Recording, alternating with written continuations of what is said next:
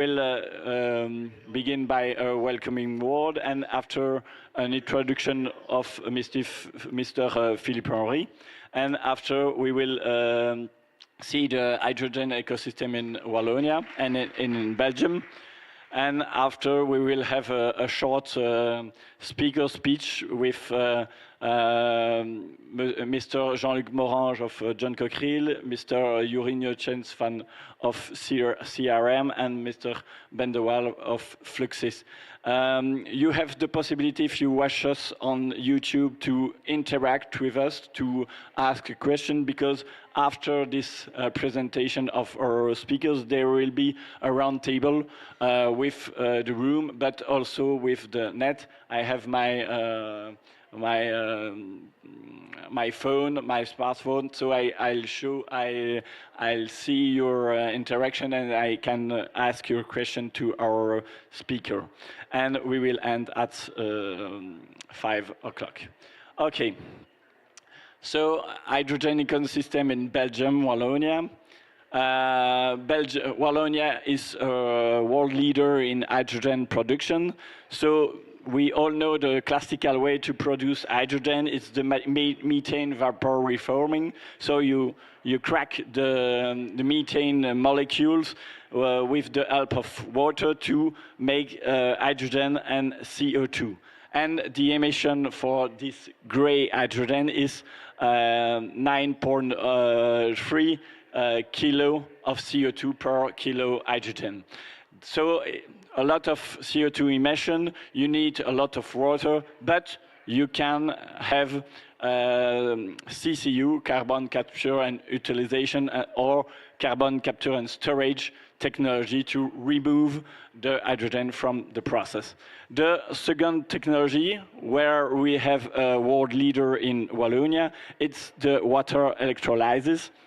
So you break the water molecule into hydrogen and oxygen, and with electricity. And if you use a green mix, you take 1.6 kilogram of CO2 to make 1 kilo of hydrogen. If you use a French mix, it's more or less the same mix in Belgium, with a lot of nuclear power, with renewable energy, but also with TGV, with gas. You will use around 3 kilo per kilo hydrogen. But if you use the European mix, like coal, with very much coal, it's worse that if you produce hydrogen by methane vapor reforming. And you also need a lot of water, because you break the water molecule. We have also in a pilot research a new way to produce hydrogen by methane plasmolysis. So you break the methane molecules into carbon black solid and hydrogen with a plasma, but it's still pilot. You have negative emission because you don't use CO2 to produce the carbon black, but it's still pilot. But we will begin a pilot in Wallonia in the next years by Materia Nova. A fourth way to produce hydrogen, still with a startup from Wallonia, it's the enzymatic conversion. So we use microbes to break the water molecules with sunlight. It's still pilot too, but they raise 6 million euros to build the first pilot with the startup H2Win. So, as I said, in the water electrolysis, we have in Wallonia, and we are very proud of it, the world leader in pressurized alkaline electrolyzers. 1 kilo hydrogen produce 33 kilowatt, versus 1 kilo diesel, it's only 13. But diesel, it's around 840 grams per liter. instead of hydrogen. When it is liquid, you have only 74 grams per liter, and when it's compressed at 800 bars, it's only 44 grams. So we have a high density per massa in hydrogen, but a very low density per volume. So transport will be a huge challenge. So there is some hydrogen color. You all know the hydrogen color. So the green one with renewable electricity, the pink one with the nuclear power, and the blue one with natural gas, the classical way, but we capped the CO2 with CCU, CCS. So hydrogen use, yes. Today, you see a growing use of hydrogen, but in the near future, we will need 7 times more hydrogen for the whole sector, industry in first, but maybe in the near future, aviation and maybe domestic heating, but in a very far future. So what's the Belgian strategy? Belgian strategy in 4 points. So position Belgium as an import hub for renewable molecules, consolidating Belgian leadership in hydrogen technologies, in Wallonia, but also in Brussels and in Flanders. Organizing a robust hydrogen market in Belgium, but also in Europe as the entry door for renewable molecules, and also investing in cooperation.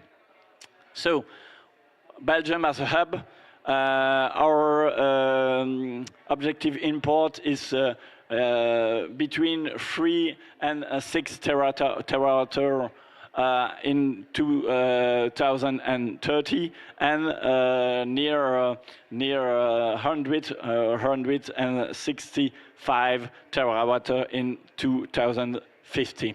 And for that, Belgium is working on certification schemes with to create a big integrated market, and we have MOUs with countries where the hydrogen, the clean hydrogen will be produced, like Oman, like Namibia, like Egypt, and Chile, and more to come.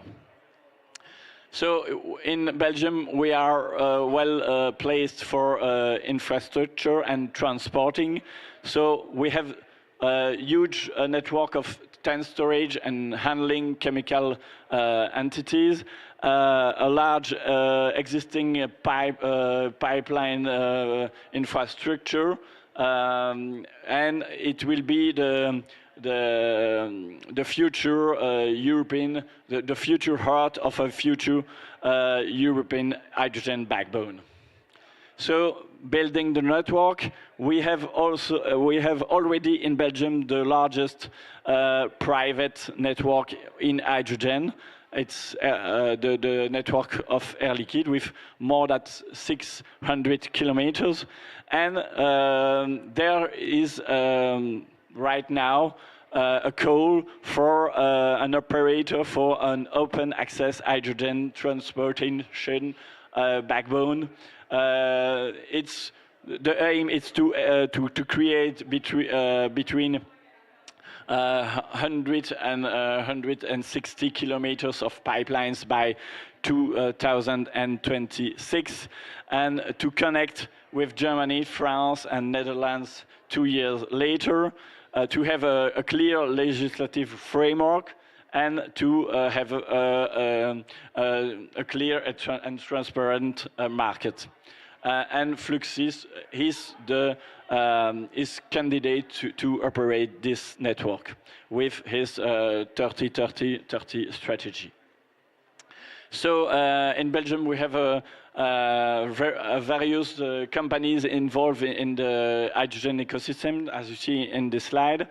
In Belgium, things are rarely simple.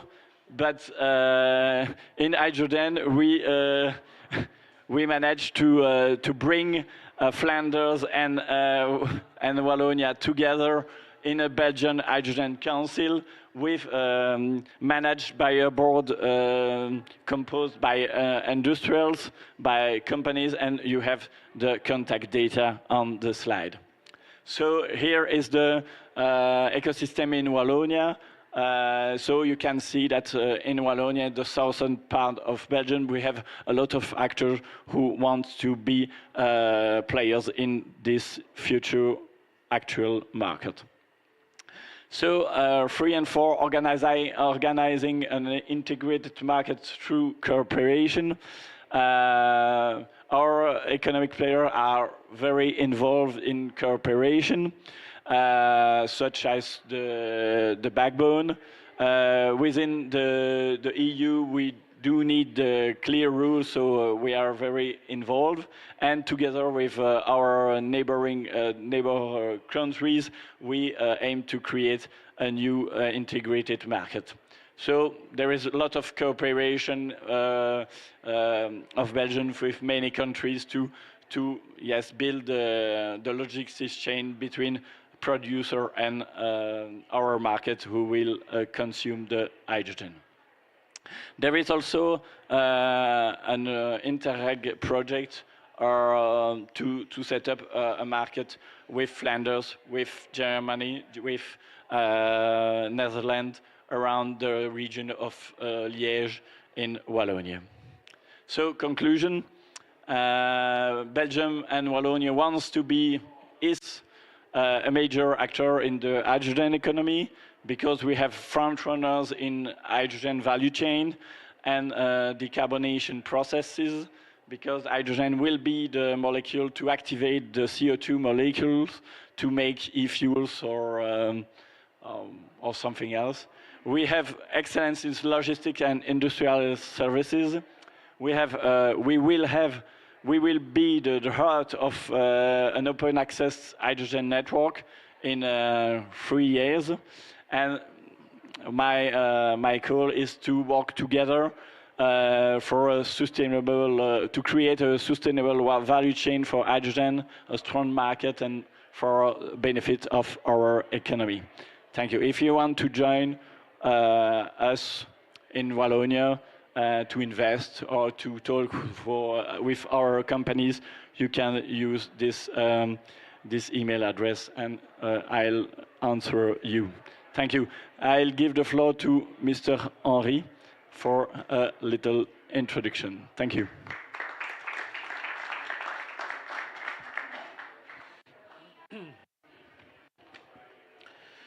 Thank you very much for this first introduction. Mr. the Ambassador, dear CEOs, ladies and gentlemen, as in other regions and countries, many hydrogen projects are being initiated in Wallonia by authorities as well as by industries.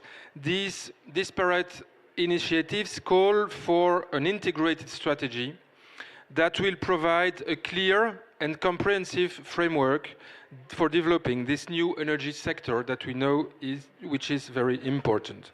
In this context, I launched a collaborative process aiming at elaborating a strategic action plan with our key stakeholders.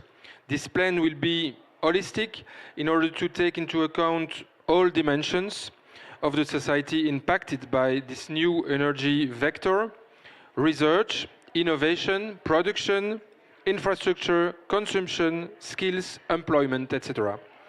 It will come on the table of the Walloon government soon. The vision for 2050 developed in this proposal focuses on renewable hydrogen and aims at integrating it into the Walloon energy and industrial landscape in the most optimal way. To reach this goal, we will build this action plan around 3 strategic objectives for 2030. First, research, innovation, and manufacturing, consolidating, amplifying, and enhancing the Walloon ecosystem in terms of research, design and manufacturing of hydrogen technologies. Secondly, hydrogen market, use, supply and infrastructure, ensuring a complete and permanent coupling between hydrogen demand and the supply of clean hydrogen in Wallonia. And thirdly, skills and training at jobs, ensuring sufficient availability of the skills needed to work in the hydrogen sector in the Walloon region. These three strategic objectives will be declined into operational targets by spring 2024, so in the following months, date at which the Walloon Hydrogen Action Plan will be finalized and adopted. Wallonia has two cities that could serve as critical nodes for the development of hydrogen in Wallonia. Liège, which has significant potential with its industrial sites, and Charleroi, soon to be home to a pyrolysis innovation center. Our ambition is to turn Wallonia into a hydrogen valley built around these two focal points. This side event organized by AWEX, and I thank them again for, the Walloon Export Agency, aims to highlight the know-how present in Wallonia, and I hope to amplify international collaborations to together meet the challenges of just transition. Thank you for your attention and have a good day.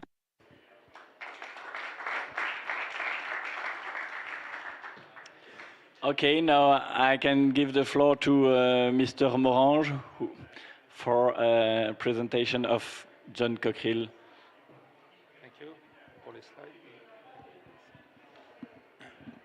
So good afternoon to all of you.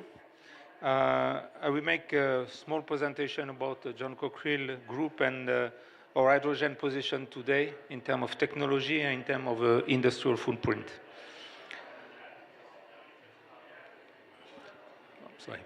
So our group, just to make it short, is a long-existing group. The company was founded in 1817 in Seraing, so it means close to Liège.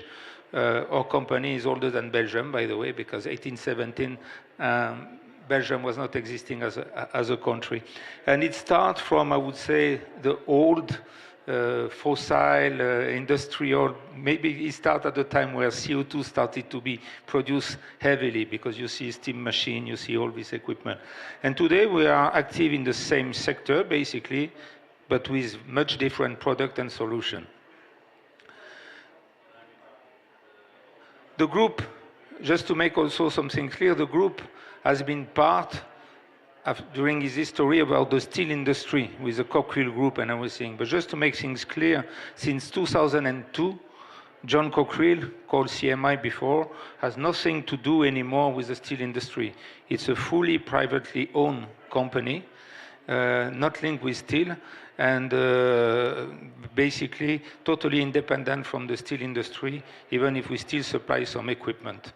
Sometimes people still think John Cockerill is the steel. So just to make it to mention it. So today, what is the company? The company is doing more than 1 billion turnover. We had just below 1 billion turnover during the COVID time, but and will soon be around 1.5 billion turnover. We are active into quite a number of countries with 80 subsidiaries. We have 48 nationalities. We have 6,500 people working in the company. And if we come to the activities, we are present in transport. We are present in equipment for industries. We are present in water treatment, air treatment. We are present in mobility. And we have also a defense activity, which is part of our group. On the hydrogen side, which is a topic of today, today, John Cockerill, thanks to the position we took in 2016. In 2016, if you had Googled the name hydrogen, there would have not been too many articles talking about hydrogen and about the industry of hydrogen. We take at that time with Mr. Seraing we had the idea that hydrogen could play a role in the mobility. That was the idea, that something will come with hydrogen, with car, buses, and everything. Industry decarbonation was not on the agenda at that time. We need to be clear. And at that time, we decided to invest in the sector. We bought a company in China. We grow our activity in Seraing. We put R&D. We start to make development, to create subsidiaries over the world. And where do we stand today? In 2002, we have delivered 206 megawatt, installed 206 megawatt around the world. We are not a startup. We are not producing PowerPoint. We are installing on daily basis electrolyzer and putting megawatt. Thanks to that, we have 20% market share in the world. On the capacity of electrolyzers which has been installed over the world in 2022, we have 20% of this share. Our team is more than 500 people. Out of them, more than 350 located in Seraing in Belgium. Thanks to our presence in China, and we have more than 1,200 reference working. We are producing the largest unit of electrolyzing with 5 megawatt. We even do 6.5 megawatt. We have 30 years of experience. So this is where we are today. What do we plan to be? We are working today with various investment to be able to have 8 gigawatt of production launch in 2025. And we are also working on being an actor in the mobility with hydrogen refueling station. And of course, we are working on improving the product we have by enlarging the size of the electrolyzer and being able to be active on very big scale project. Because on the day one we thought hydrogen will play a role in mobility. Today, hydrogen is playing a role in industry and decarbonation, and it's much more intensive than on mobility. This is moving faster. What are we doing exactly? Where do we stand and where do we stop? You see here that this is a red scrag. So we don't produce water, we don't produce electricity, but we need both to do the electrolysis of the water and to separate HO2 in between H2 and H2O and O. So we do the power conversion, we do the electrolysis, we do the separation unit when you separate the two gas, we need the purification unit, and then that's the end of our, I would say, technology and job. So in order to have the full chain, as this was described in the beginning, but you need people to produce electricity, green electricity or decarbonized electricity. You need water, not that much. I don't want to open a debate, but not that much water. And the process system that we describe here doesn't produce any CO2. The CO2 you have in your figure depends on the electricity you use.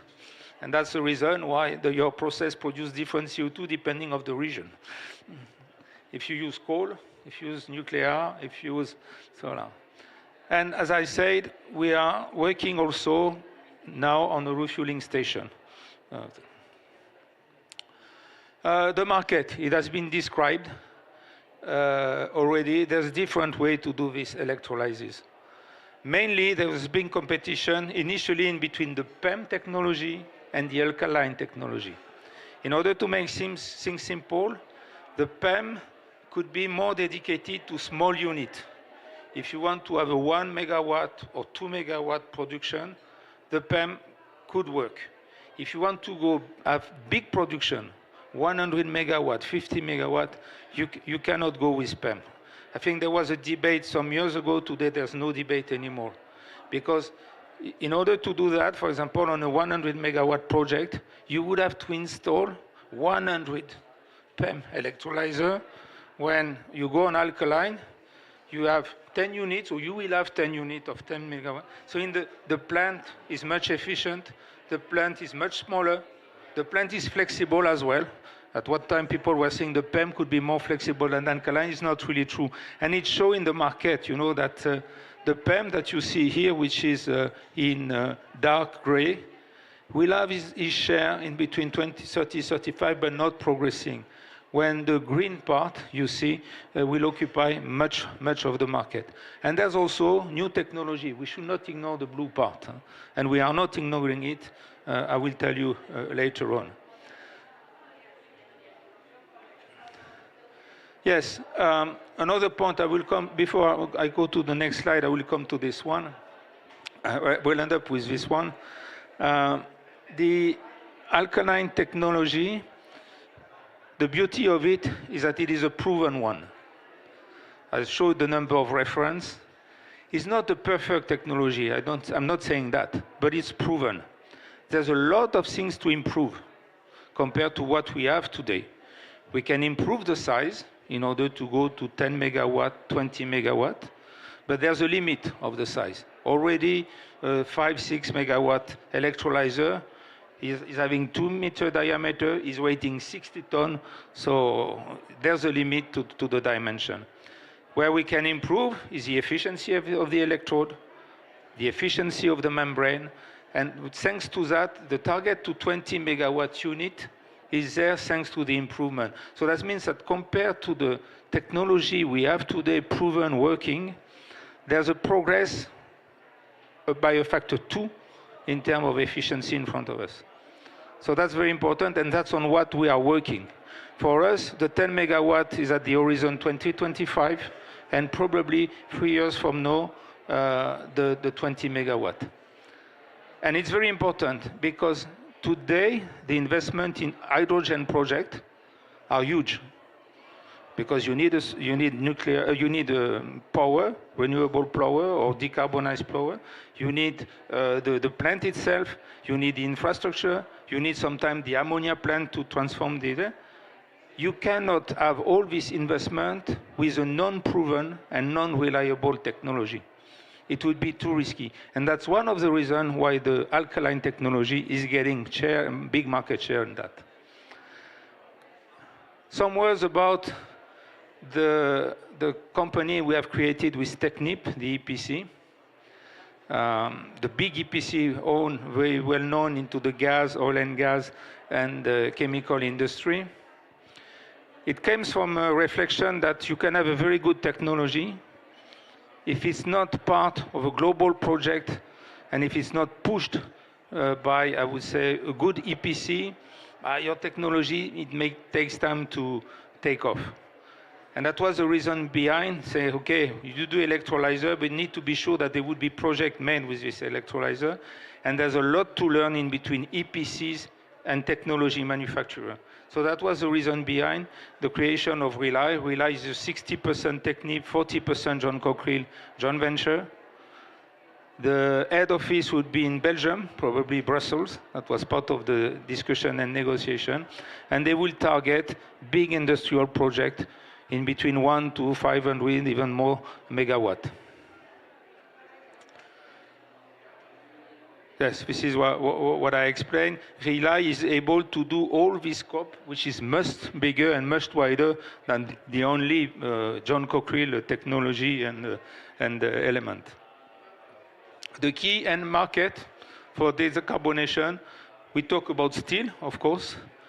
We talk about refining and petrochemical, fertilizers, the cement industry, the transport. There's big projects going on now on transport, maritime transport. Maersk, CMA CGM, the Italian, they are all having big projects to transform their big cargo vessel from fossil or gas to hydrogen. So what is today our network or industrial footprint for this?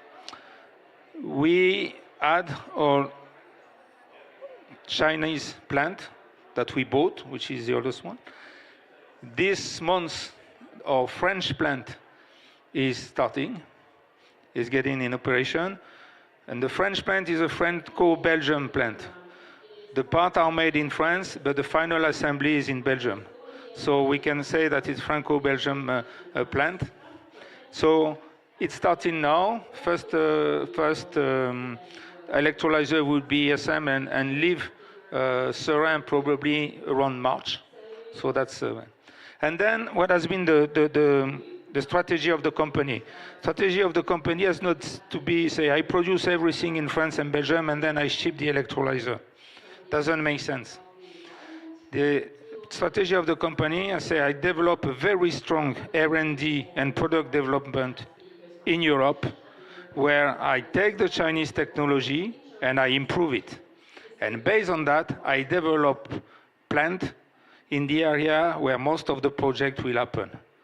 And this is the reason why we are active in India, we are active in Morocco, we will be active soon in Houston, Texas. And by the way, at the time we speak, the Minister de Croo is cutting the ribs with our CEO in Houston. And we will be active here in the Emirates with a partnership with some players that I will describe later. This partnership, we can recognize some of the people on the picture, Mr. Ambassador, is a partnership in between John Cockerill having the technology, between Strata, which is an industrial partner, Emirati industrial partner, which by the way has already collaboration with Sapka for the aero part, and with Solvay for some of the chemical component. We have this collaboration with them. It's financing by Mubadala, one of the big financing arm of the Emirati. And somewhere, even if they are not part of the deal, it's linked with Masdar, which is doing the project. So this is the basic of this agreement. We wanted to make some more, I would say, advancement for the COP.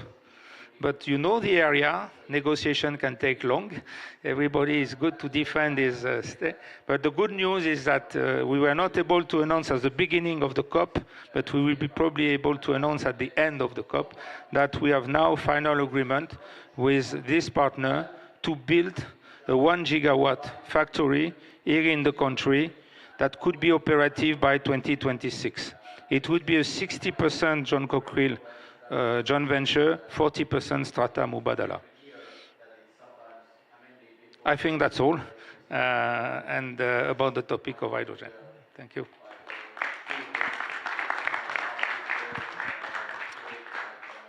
Okay, thank you, Jean-Luc. It's very impressive. So I'll call Mr. Neuchens, CRM. It's a research center who works very closely with John Cockerill, but also with other players, smaller players, but important to say. Yuri, floor is yours. Thank you, Fabien. Dear Minister, dear Ambassador, dear colleagues and dear partners, so I'm really delighted to present you CRM's activities in the field of hydrogen. So, first of all, as Jean-Luc for John Cockerill, we repositioned CRM, which celebrated its 75th anniversary a couple of weeks ago, 10 years ago, where we positioned ourselves instead of working only at the core business, developing new products, new applications, new production processes for the steel industry, to decisively repositioning ourselves on the key societal challenges, of course, circular economy and energy transition.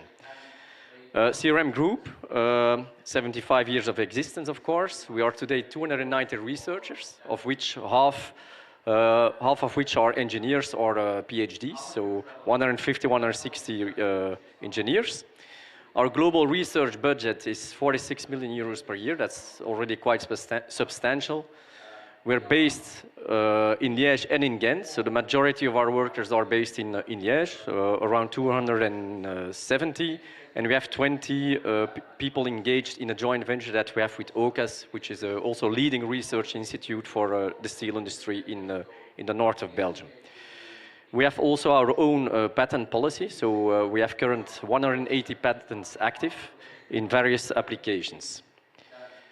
So CRM is Belgium-based, but we're active on the 6 continents. So on this slide, you see the technologies that we license to other companies spread all over the world. So for the time being, we licensed more than 200 companies with our technologies. That's also an ability of a Walloon and a Belgian Research Institute to have a global reach based upon the technologies that we develop. So the major companies we work with, you will recognize, of course, some currently highly emitting CO2 industries, like in the, sorry for this. Is there a pointer? Yes. It doesn't work on the screen, of course. So ArcelorMittal and Tata Steel, NRMK. You have to know that for 1 ton of steel production, on average in the world, we emit 2 tons of CO2. The leading companies, they emit 1.7 tons of CO2. And globally, we speak about 1.8 billion of tons of steel production per year, which makes the steel industry accounting for 8% of the global emissions. So we needed to do something about that. And then, of course, you see the equipment, the OEMs for the heavy industry, like John Cockerill, but also other of their competitors like Prime Metals, etc. We have the aeronautical industry, of course, they also have their share in CO2 emissions.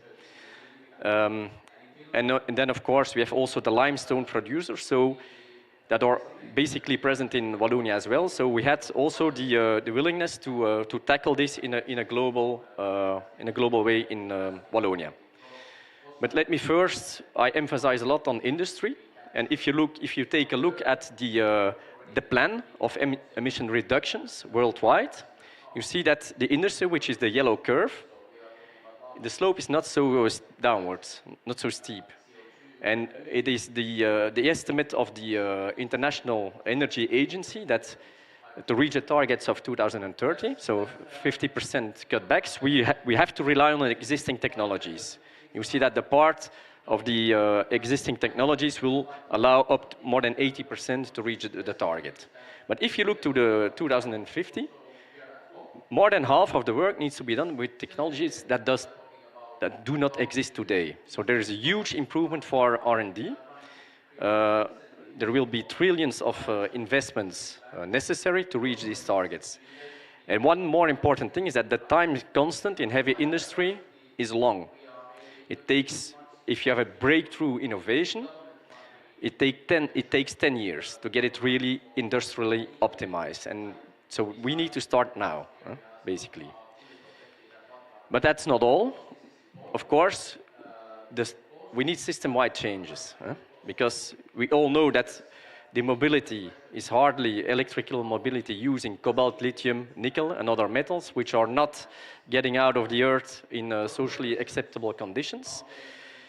We do not think, yesterday we had an excellent presentation of the Groupe de Four who tries to solve this, but at current, the blades of the wind turbines, they are simply stored, and this is of course unacceptable in the long run. And also in construction, this is not yet fully optimized as well. So we talked about industrialization, the long time constant, and in order to speed up the development of these huge technologies, we need to upscale the technology. In a classical R&D lab, we work at lab scale, metro ticket size productions. But if you want to move faster, you need to help the industrial partners. Yeah? How do we help them to de-risk the technological before he develops it at the industrial level? And this is why CRM has a unique pilot line equipments that we use in order to de-risk and to demonstrate, typically over a time span of 2 to 4 years, to the industrial that it finally can work and it fits with this business.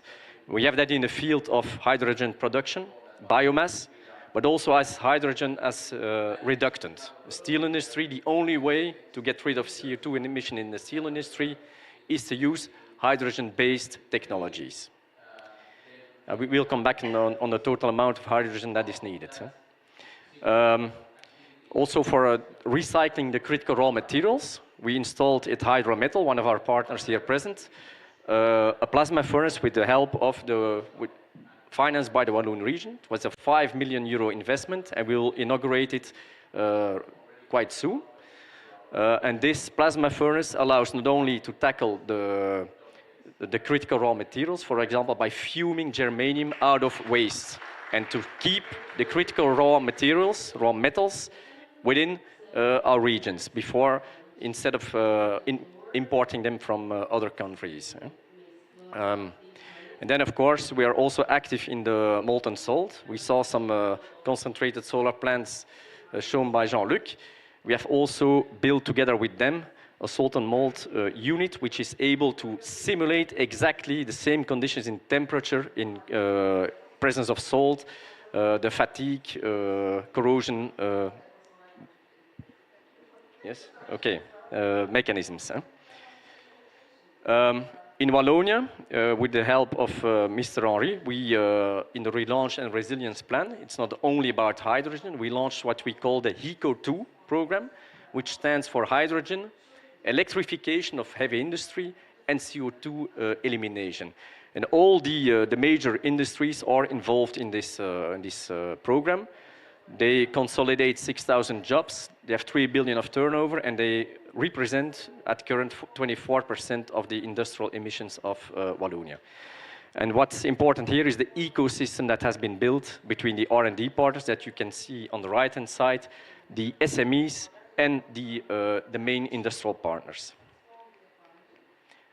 So also this one, you know, so when I come back to hydrogen now, we use the same methodology of upscaling. It was here more, in fact, the downscaling of the Chinese solution that we downscaled in order to re-optimize all the different components. That's what Jean-Luc talked about as well. So basically, we work with a half cell, single cell, to optimize each different component. So the electrolyte, the membrane, the stack, the pressure, so every single component in order to reach the 50% improvement that was mentioned before, because hydrogen is today too costly to be widely used in heavy industry.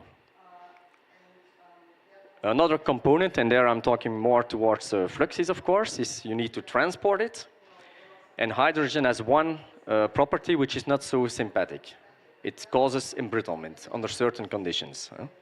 We're talking about very low temperatures. So, if we want to liquefy it, of course, to minus 250 degrees, metals become brittle.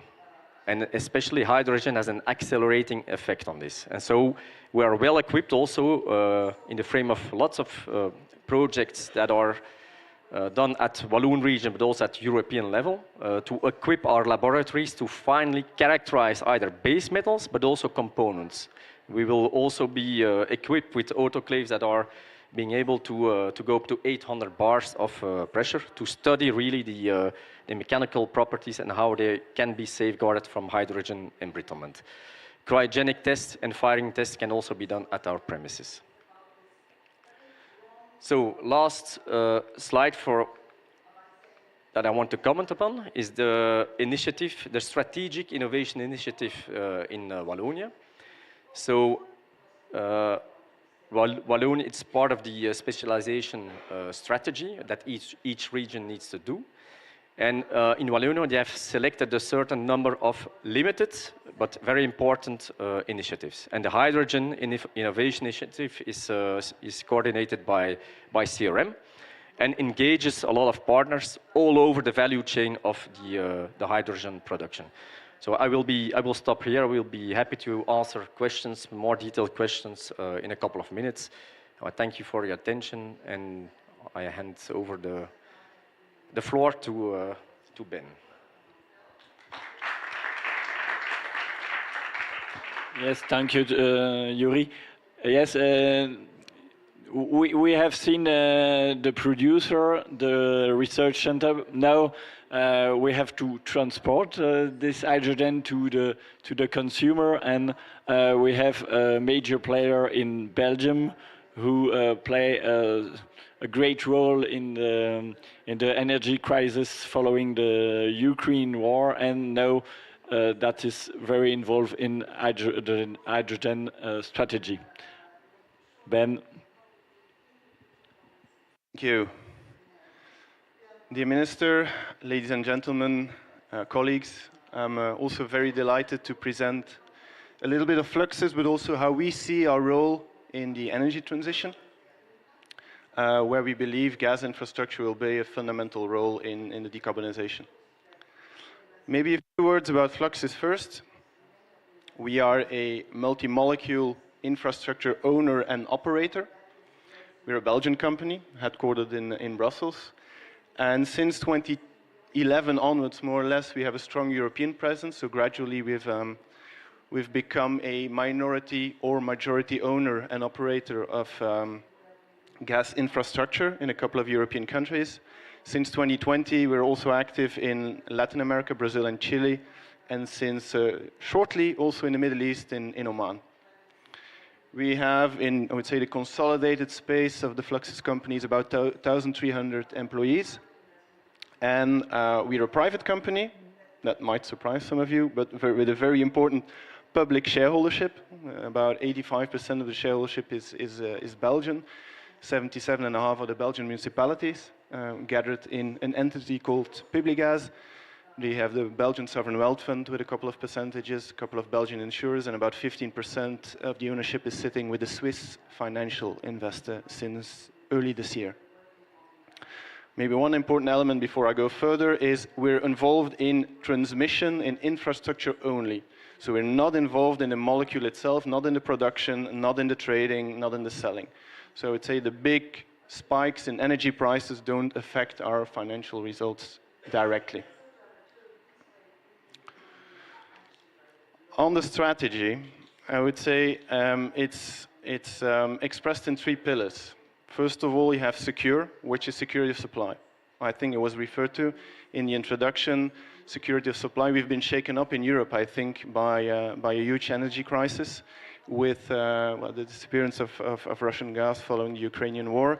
I think the Belgian infrastructure has helped us to play a fundamental role in keeping Europe and certainly Germany alive.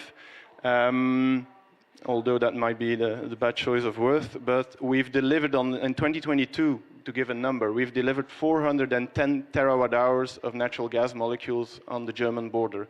That is 45% of all the natural gas arriving in Germany. That number, 410, is pretty close to the total primary energy consumption of Belgium.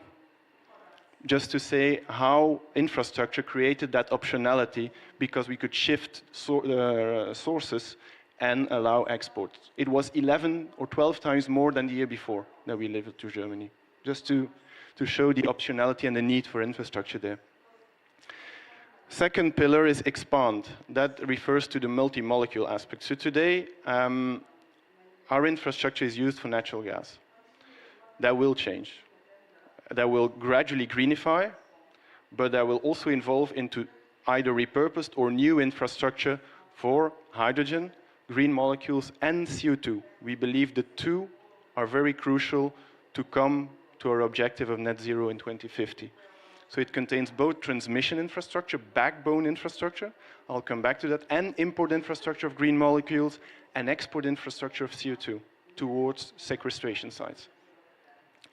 Below you see connect. Connect means that we go a bit further than we've done so far, I would say, in an infrastructure story for those green molecules. We want to go to the countries that show very high potential in terms of wind and solar, allowing to produce renewable electricity at the lowest possible cost and allow to produce green molecules at the lowest possible cost. It's to help catalyze the market, help to create supply and demand, and eventually, let's hope, be able to send some of the green molecules in the direction of Belgium, of Northwestern Europe, to kickstart the hydrogen economy. You see on the top our ambition, it was already referred to by Fabien. It's 30-30-30. By 2030, we want to create capacity, transmission capacity, allowing to transport 30 terawatt hours of hydrogen and 30 million tons of CO2. It's very ambitious, but optimism is a moral duty, and we strongly believe in our ambition. So how do we see our network evolving? I'm looking to the right part of the slide. Today we have a meshed natural gas network. So that means we have 4,000 kilometers in a very small country of Belgium.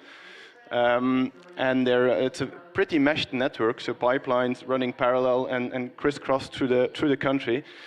We believe it will evolve the green part, so the natural gas part will greenify, as I say, biomethane, e-methane, synthetic methane. The last two get more press, I would say, in the last few months and year. And then gradually, a part of those pipelines will be repurposed for CO2, maybe partly for hydrogen, and separate new pipelines will be added in parallel or next to that for CO2 and hydrogen. In terms of the energy mix, that's the left part of the slide. If we look at the European policy framework, so the Green Deal, REPowerEU, and the different layers of policy, which basically say, first, energy efficiency. Don't consume the energy we don't need to consume. Then electrify everything you can electrify. And then we look at kickstarting hydrogen economy, we look at biofuels, and we look at CCUS. I think the last one got added a bit later than the first ones, but I think it's important. If we apply that and modelize that in Belgium, we arrive at the fact that in terms of primary energy consumption, we double more or less electricity. But in terms of molecules, we remain, in energy terms, we remain more or less stable. And that's the picture on the left-hand side, where you see that what passes through the natural gas pipelines gradually declines, greenifies. And H2, hydrogen, builds up. But energy-wise, I think the important message is there that we need to look at the energy system in a holistic way. You can't look at one vector only. You need to combine molecules, electrons, and CO2 sequestration to come to a mix that allows us to get to the targets. How does this all translate and how we see the role of transmission infrastructure and our role?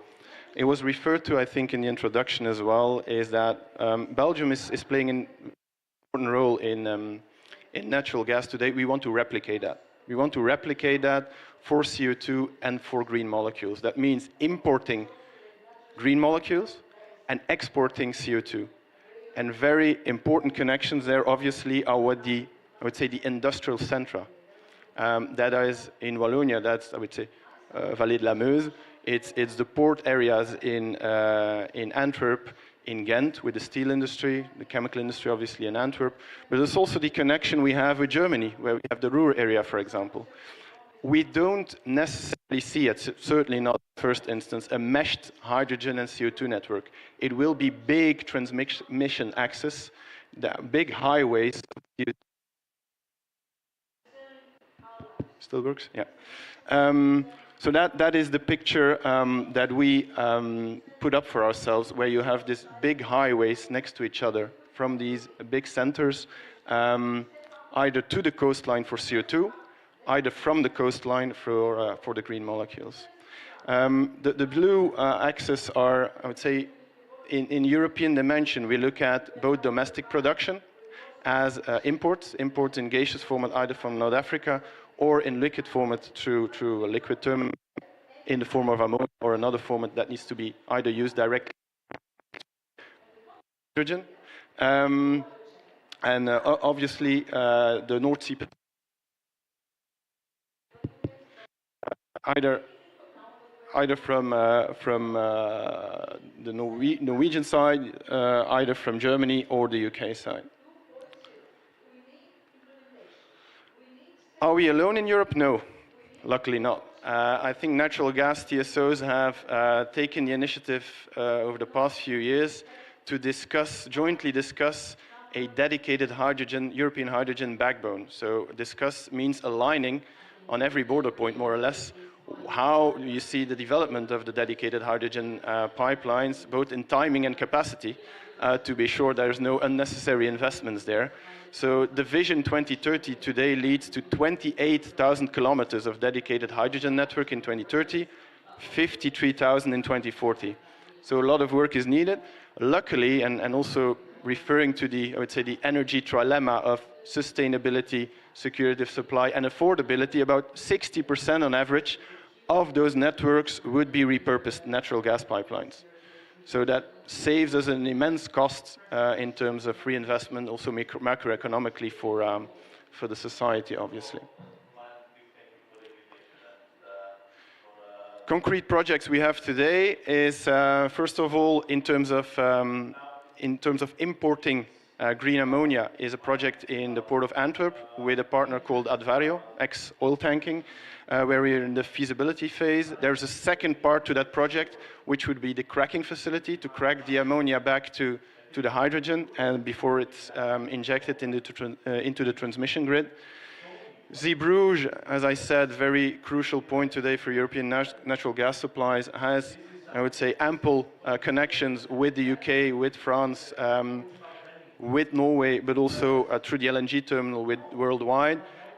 We see that phasing out and in natural gas, phasing into other molecules, and we've just started a call for market interest, just to get the interest of the market in terms of timing, volumes, type of molecules.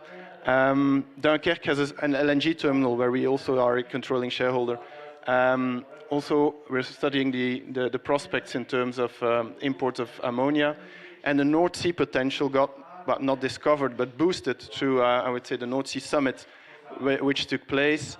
We're partner with Gascade in Germany to bring offshore produced hydrogen on land in the eastern German market.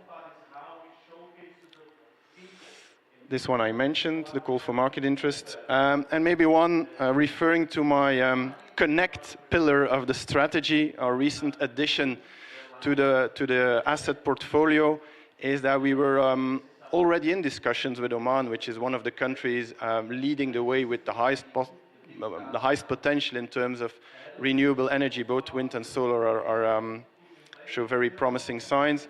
There's a number of projects that got concessions, production projects. We were in discussion with OQGN, which is, I would say, the Fluxys Belgium of Oman. It's a gas grid operator, already to cooperate on that. And then we, earlier this year, we became a 4.9% shareholder of the company, and we're trying to develop that strategic collaboration into more than that, being a direct partner in a future hydrogen network in Oman, with the aim, again, to kickstart that new value chain and eventually maybe directly, indirectly be able to direct, we're not involved in production, but direct some of the molecules in the direction of Northwestern Europe and our infrastructure here back in Europe. That's it. Many more things are left to say, but happy to answer any questions you have, either in the panel or later on. Thank you.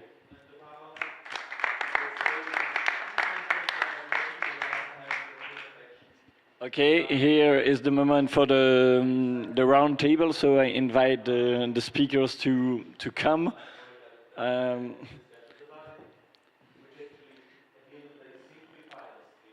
check time to time to my smartphone if there is some question from internet, but yes. So John Cockerill and you, Yori, has mentioned that hydrogen will play a key role for decarbonizing heavy industry. Has you some figure? Which sector to aim in first to has the faster impact on decarbonization of our society? We work both for the same steel company, so the answer will be the same. So let's take the case of steel. So indeed, the new technology, it's also quite a mature technology to produce steel directly by reducing iron oxide, so the iron ore, by hydrogen. You need 60 kilograms per ton of steel, okay? To produce 1 kilo of hydrogen, you need 50 kilowatt hours, correct? So basically, for 1 ton of steel, you need 3 megawatt hour. Okay, that's the basics. 1 ton, 3 megawatt hour. 1,000 ton, 1 gigawatt hour, 3 gigawatt hours. 1 million ton, 3 terawatt hours. And 1 production unit of a steel company like in Ghent, for example, that's 5 million tons. So that's 15 terawatt hours of renewable energy that we need. This is just enormous. So if you want to To extrapolate this to the entire steel industry, I calculated this, you need 20% of existing worldwide production on top of what we already have. This is huge. So the solution can not only come from hydrogen, it will be a mix between carbon capture, usage and storage, but also hydrogen and possibly other techniques. The problem is not the hydrogen, the problem will be the renewable energy, which is not available in a sufficient amount. If I may add, the situation may vary from the situation, the country or the area. In Europe, for sure, steel industry, glass industry, even cement, but cement industry is not that big. If you go to India, fertilizing and cement, for sure. If you go to the US today, carbon capture is, in my view, more advanced, and it's turning to be steel industry. So depending on the area and the maturity, the big challenge, if you look India today, India is still a very small producer of steel, even if it's improving. What they are doing, they increase the capacity of steel production because there are a number of people, infrastructure, but the new unit they built are not with blast furnace and everything, they are with DRI, so they don't have to decarbonize, they have to invest in decarbonate production. But on their fertilizer and cement industry, they need to transform that. So depending on the area, the priority may change. Depending on the electricity you have also. For me, it's very important to understand that all this, and it has been mentioned, all this process will take a huge, huge amount of electricity. And then you will decide where you use the electricity. The first use of electricity, it's probably against the hydrogen. If you can use electricity as such, use it. Because all the process are not the hydrogen process. So it will go where electricity is available, where electricity is in excess, where electricity is cheap. This is where it will happen. And that's why it will happen here. It will happen in Morocco. It will happen in Oman. It will happen on the country that was shown on the slide. Okay, we just seen that a huge amount of hydrogen will be necessary. So to have enough decarbonated hydrogen, we must put the production facilities where the renewable energy are abundant and cheap. We have seen that the desert, the coastline with the wind energy. What challenges does it represent in terms of infrastructure, value chain to transport the hydrogen, where is it produced, to where the hydrogen is the most needed here in Europe with a lower capacity to produce this green hydrogen? Ben? Thank you. Yeah, maybe it's good to recap what figures we're talking about. I think the latest European ambition in terms of hydrogen in 2030 is 20 million tons. 10 million tons domestically produced in Europe, 10 million tons imported from outside EU 28. So that are huge amounts.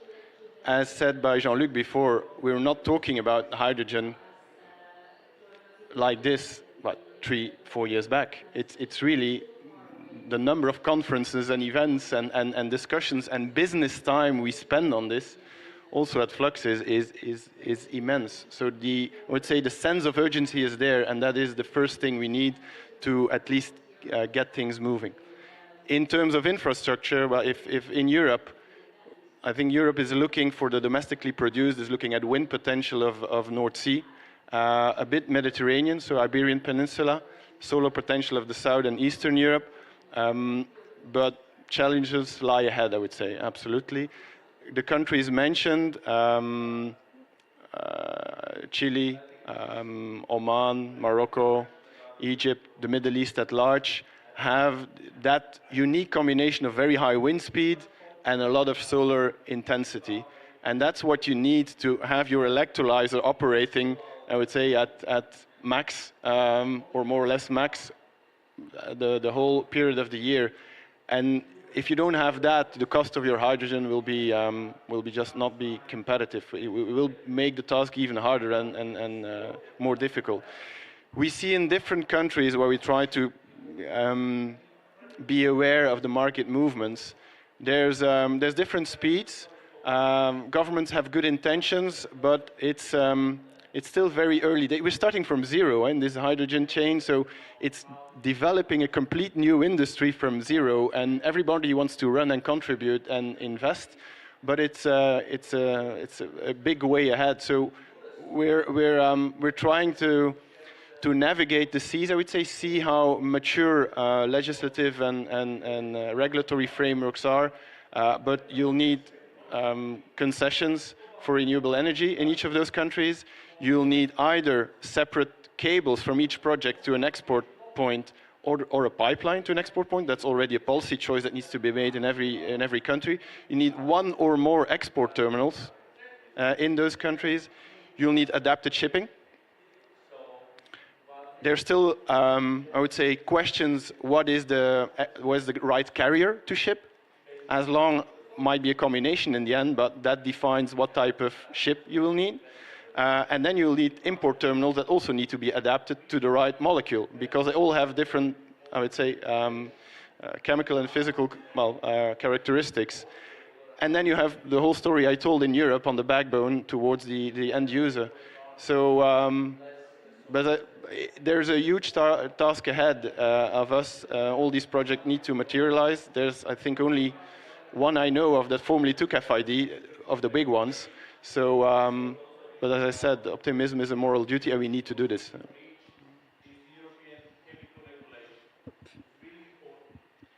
Yeah, we have the impression in Europe that we are in a situation like kitchen and egg.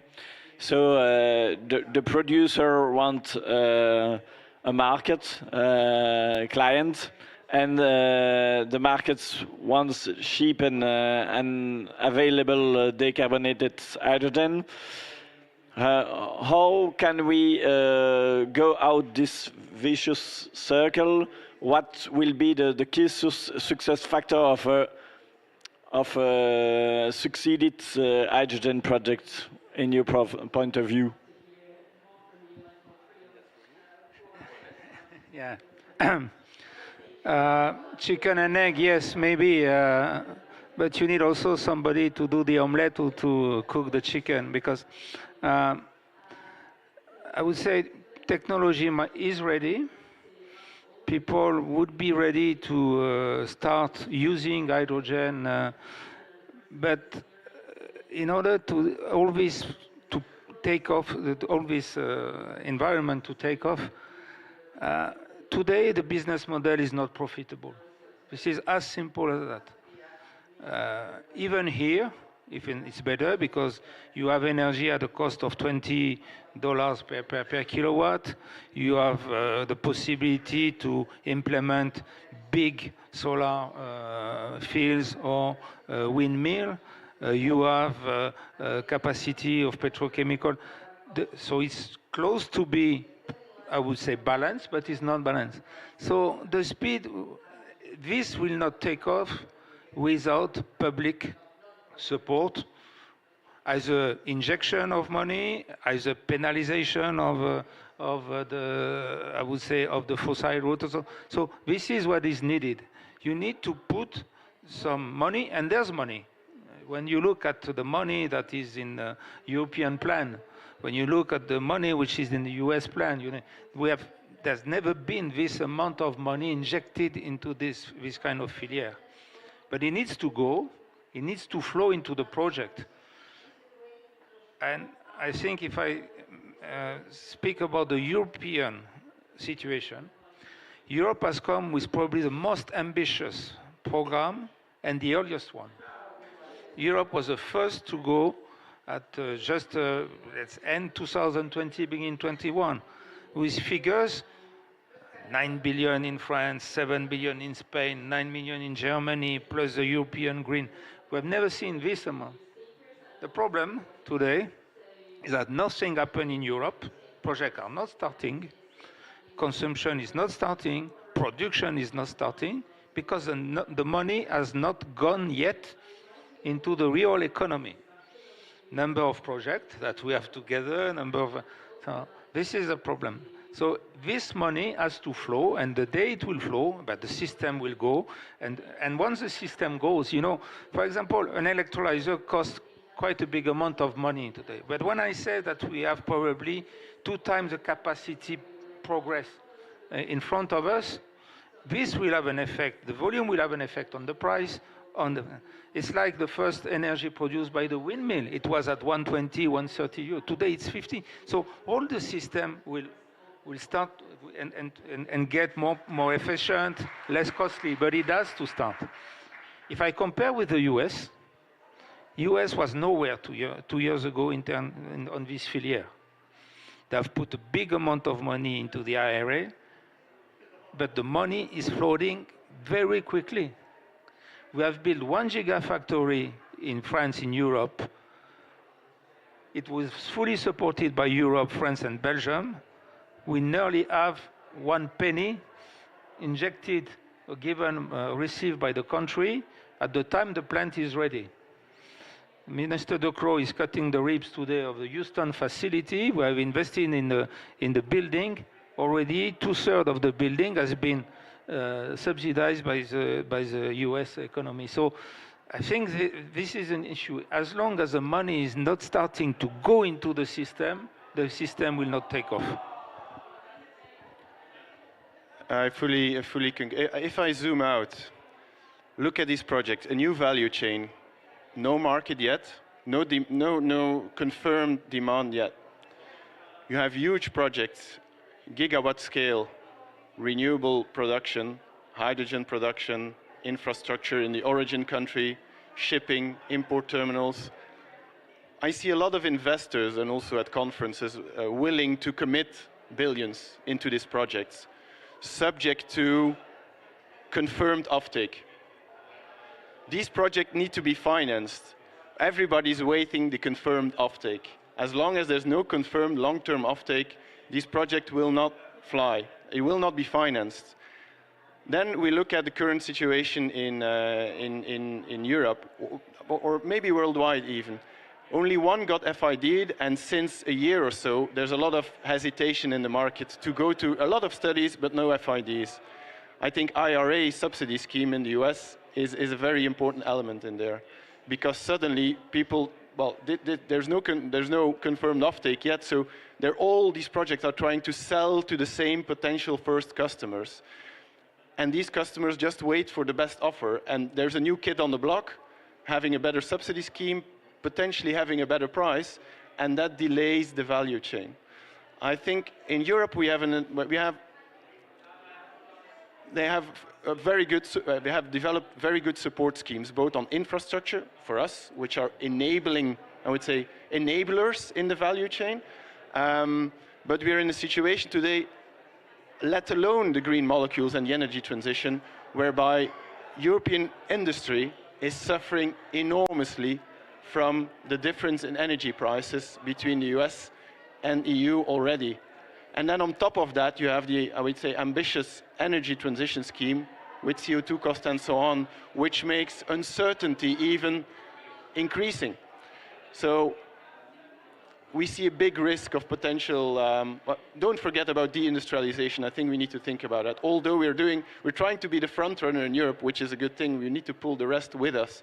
But we need to look back as well to see where the industry and the demand really is.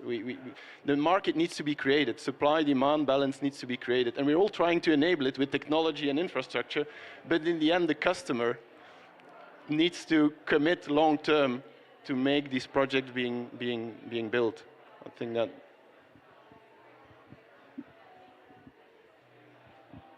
And Yuri, for you, as a research center, what do you need to do more in this value chain to have more projects, to study more the materials? What do you need as a research center? Thank you for this question. Can we turn the volume down of the other room? Okay. I think the project goals that are launched either at Walloon, Flemish, federal region are really helping us a lot.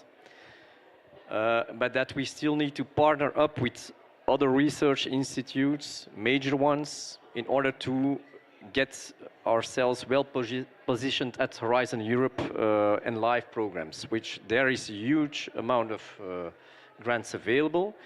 And there we need to train specialized people that are able to write good projects, to lobby, and to get high scores so that the funding and that we have a financial leverage from Belgium, coming from Europe towards Belgium. We need to massify research institutes. I still believe that we are too small. We are 290 people, but we are still too small. If you compare it with major research institutes in Spain, Germany, etc., they have thousands of people, and they have more resources, they have more specialists, they have more experts, and they have also more experts to get the European funds. And this is something we should reflect upon. An important step has been launched by this strategic innovation initiative, but that's only in Wallonia, and I think we still need to partner up at a higher scale as well. If I may add, we had also a difficulty. We need more people, and we don't find people. When you are having such a technology change, I see it. 3 years ago, there were only 10 people working in the hydrogen. Today, we have 300. We need to be probably 500 or 600. You cannot find in Europe today easily 200 engineers in 1 year to work on this topic. Even if the topic is, I think it's meaningful, it's sexy, people would like to go. If you need to mobilize this number, and it's only for us, so you can imagine all the ecosystem. We strongly believe that probably going into that direction, it will make industry more sympathetic, and that people will be more attracted to go into the industry because it's an industrial process. But and this is another challenge. If you want to find today 200 engineers in Morocco, well-trained, working on renewable energy, you will find them like that. India, like that. In Europe, it's still difficult today to find the proper, and it's very important. And I'm not talking here about cost. It's not a question of cost or efficiency. No, it's a question of availability of resource. Yeah, I just wanted to add, to be intellectually honest on my last response in creating supply and demand, that there is an initiative ongoing. It was, I would say, born in Germany under their umbrella. Now it's a hydrogen bank, whereby Europe supports creation of supply and demand by subsidizing contract for difference. So a certain volume of green molecules, hydrogen, is being bought in an auction scheme from producers, and then is resold under an auction to off-takers. And the delta is being borne by this contract for difference, borne by European budgets. I think for 23, there is 0.8 billion euros which has been dedicated to that. For beginning of next year, another 2.2 billion.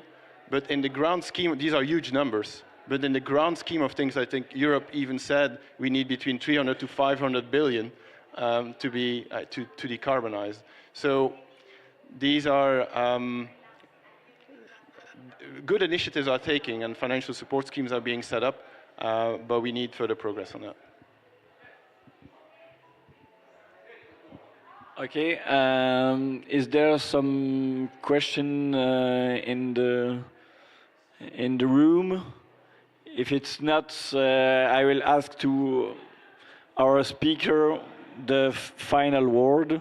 So one word, one phrase to summarize this discussion, your expectation, your dreams. What will be? Yuri?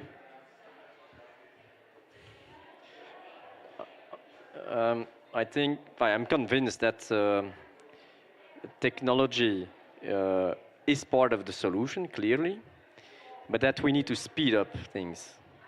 It's either with industrial support, convincing industries to move from fossil to hydrogen-based, electrified processes, etc. There's still, we need to do that, speed up. My conclusion would be that we need to be very proud about the quality of the Belgian players into this chain. I think we have, in the various fields, top worldwide leaders. When I see in the chain whether you have company like Deme, Denul, Solvay, Agfa for the membrane, Fluxys for the, or technical competence or ability also to be on export market, creating this kind of. I remember we had the discussion with Mr. Le Maire, the French minister. He was selling the French hydrogen, nothing to compare with the Belgian one, by far. I think we have in various key technology or situation or capacity in infrastructure, in distribution, in technology, we have one of the most valuable and valued chain for this transformation. And we should not underestimate this. We are able to play a big role in all this important transformation. I join my colleagues. I would have said accelerate and excel. So that's basically the summary of what Yuri and Jean-Luc said. It's tremendous times. I've been working for Fluxys for more than 20 years. Always been, well, we've been growing over time, but now we're facing, I would say, at times where we need to change the world. And it's very exciting and a little bit scary, but I'm focusing on the exciting.